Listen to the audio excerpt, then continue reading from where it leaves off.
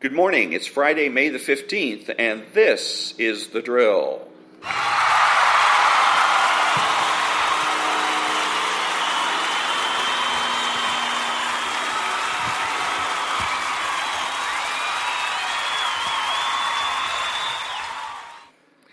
Thank you very much. I'm Ron, your host and the only true conservative in the United States today because I don't take my cues from the left.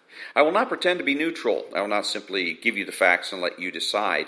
And I will not try to get in your psyche. I'm partisan and I'm here to convince and persuade. I created this podcast to answer the question most asked by conservatives, namely, what can I do? My podcast is short, approximately 5 to 10 minutes long, because shorter podcasts are easier to download and listen to, and shorter podcasts force me to get to the point. I've been listening to conservative talk radio since 1989. I've grown up in a socialist household, and I have seen the destructive effects of socialism up close and personal. My podcast is made available through Spreaker and can be heard on iTunes, Spotify, Google, and YouTube. Today, what can I do? Quote of the day, and a true conservative must have a working knowledge of philosophy and philosophical theory. All that when I come back.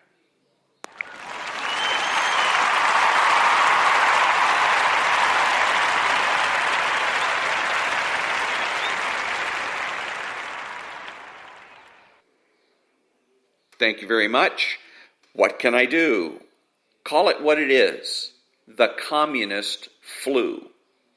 Do not be lured into referring to it as the Wuhan virus or the Chinese virus, because you are only setting yourself up to be on the business end of many arbitrary allegations, including racism and xenophobia.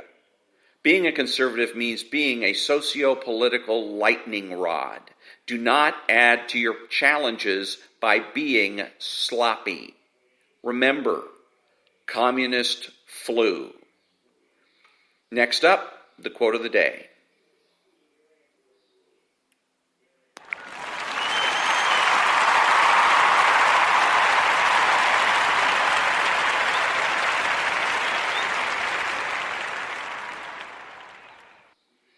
Thank you. The quote of the day comes from Ayn Rand in her book, The Virtue of Selfishness. Quote, in our political life, the argument from intimidation is the almost exclusive method of discussion. Predominantly, today's political debates consist of smears and apologies, or intimidation and appeasement. The first is usually, though not exclusively, practiced by the liberals, the second by the conservatives. The champions in this respect are the liberal Republicans who practice both. The first toward their conservative fellow Republicans, the second toward Democrats. Unquote. Next up, learn to love philosophy.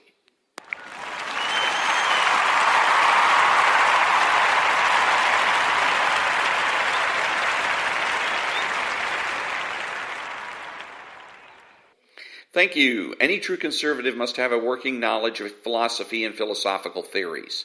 Philosophy is the foundation for all intellectual disciplines, and without a working knowledge of philosophical theory, you are psychologically vulnerable.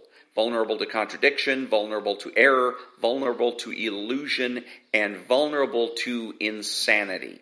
As an example, Glenn Beck was interviewing a man named Tom this morning. Both Mr. Beck and Tom were lamenting the current events surrounding the FBI and how the result of those events are, or should be, a lack of trust in the FBI and a lack of trust in the federal government in general.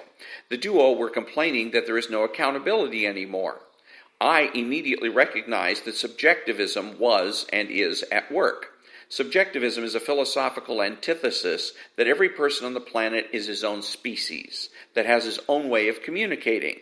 Ethically, this means that what is right and wrong is up for a vote, that what is real is what the majority says it is.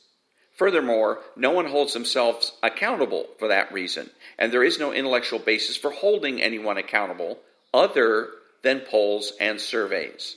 Mr. Comey had 2,000 former FBI types sign a letter of protest against the current Attorney General and his dismissal of charges against General Flynn. Why 2,000 people? Why not one or two high-ranking individuals? Because of subjectivism. Comey can go to the American people and demand support on the basis of numbers alone. Comey, 2,000, and Attorney General Barr, 1. The remedy for this is objectivity. We need to understand that there are universal rights and wrongs that exist for everyone, everywhere, at all times.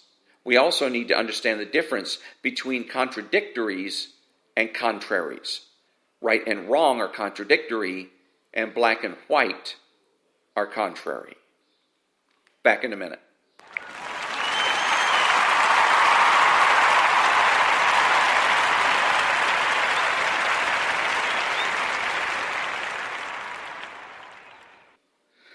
Who is the true conservative? He's the person that has the courage of his convictions and is confident in what he knows. He's the person that understands that cultural conservatism is more important than political conservatism. He's not selfish, but minds his own business. He acts like an adult. He's patriotic and uses common sense. He expresses what he knows and does so with certainty. He makes judgments, refuses to speculate, speaks clearly and definitively, and is not afraid to say no. He's open-minded, asking why rather than why not. He is consistent, credible, and influential, not ashamed of his existence, unafraid to learn or correct his mistakes. He is a normal American, and he is better than the socialist. He's a better friend, father, brother, family member, and a better person, period. You have to know that. If you don't know with every fiber of your being that being a true conservative is best, then you're wasting your time. And that brings me to the end of another episode of The Drill. Remember that the left has no authority, no power, and they cannot win. Think about it.